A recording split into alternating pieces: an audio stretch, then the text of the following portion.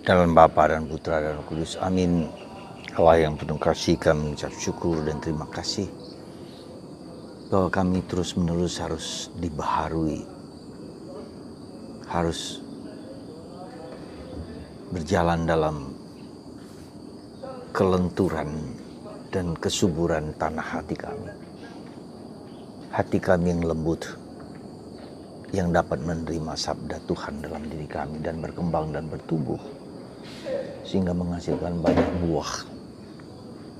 Terpujilah namamu kini dan sepanjang segala masa. Amin. Saudaraku terkasih dalam Kristus, hari ini adalah hari besar bagi Karmelit karena hari ini adalah hari raya Santun Nabi Elia. Nabi Perjanjian Lama yang merupakan nabi besar setelah Musa. Dan kita tahu Musa adalah pemberi hukum Tuhan.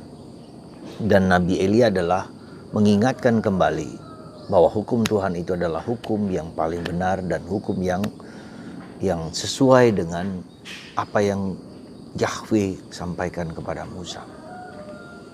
Itulah yang saya kira dan saya duga perlu kita perhatikan supaya kita tidak jatuh dalam baal-baal yang baru di zaman modern ini. Ketika Nabi Elia datang, Raja Ahab dengan istrinya Yezebel memperkenalkan baal-baal palsu, nabi-nabi Yahweh, Allah-Allah palsu yang harus disembah. Tetapi Elia mengatakan bukan itu. Allah Israel adalah Yahweh yang membebaskan bangsa Israel dalam sejarah keselamatan. Dan itulah yang kemudian diteruskan oleh Yesus, oleh seterusnya. Ya, jadi sejarah kekristenan diawali dengan sejarah bangsa Israel, di mana bangsa Israel dibimbing, dituntun oleh Yahweh, oleh Allah yang benar. Dan Allah yang benar Yahweh inilah yang kemudian memberikan kepada kita Yesus putranya. Dan itu yang saya kira perlu kita renungkan supaya di zaman ini sekali lagi kita begitu banyak baal-baal palsu yang memberikan sepertinya memberikan kedamaian, sepertinya memberikan kekuatan, memberikan rahmat, tetapi tidak demikian. Baal-baal palsu zaman sekarang ini bisa harta, bisa kekayaan, bisa kesenangan, bisa kenikmatan, bahwa bisa saja segala hal yang membuat kita jauh dari Tuhan. Itulah baal-baal palsu. Bisa juga dengan gambaran dunia sekarang ini, seperti halnya dengan dunia medsos, seperti halnya dengan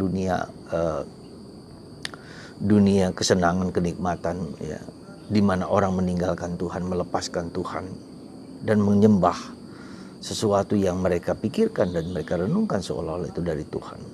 Ya, jadi sekali lagi segala sesuatu ini bukan Allah, bukan Yahweh, bukan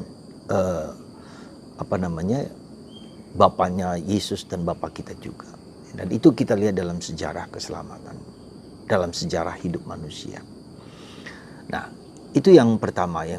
Yang kedua, kita perhatikan bahwa dalam hati kita ada begitu banyak ketakutan, kecemasan, batu dan duri yang membuat kita menyembah Baal karena ada ketakutan-ketakutan dalam diri kita.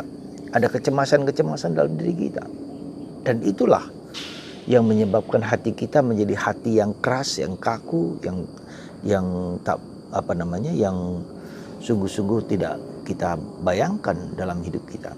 Semoga dengan Nabi Elia ini hati kita menjadi hati yang lembut, ya, hati yang hanya menyembah Tuhan belaka, bukan kepada dewa-dewa palsu, dewa-dewa dunia yang ditawarkan oleh dunia ini supaya kita percaya dan merasa yakin akan semua itu.